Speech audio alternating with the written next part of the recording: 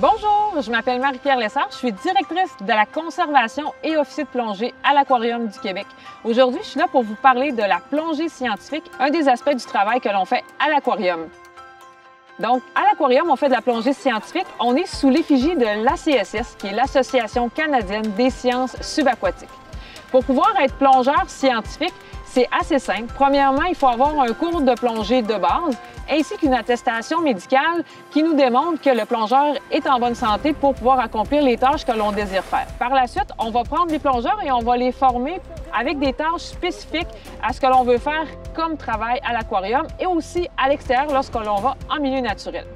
Dans ces différentes tâches, il y en a vraiment plusieurs. Donc, on commence par une collecte de spécimens qu'on pourra aller faire pour pouvoir les exposer à l'aquarium.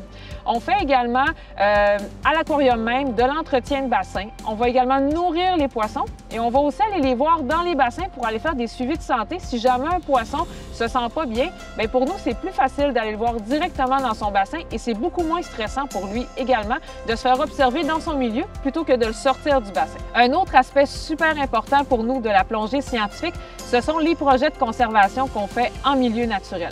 Et aujourd'hui, je suis ici au parc de l'île de Bonaventure et du Rocher-Percé pour vous présenter notre projet scientifique qu'on est en train de commencer cette année, c'est-à-dire qu'on fait le relevé de la biologie autour de l'île de Bonaventure dans les différents sites de plongée. Ce que l'on cherche à savoir, c'est si les activités de plongée ont un impact sur la faune entourant ou même dans le milieu de plongée où est-ce que les visiteurs vont se promener.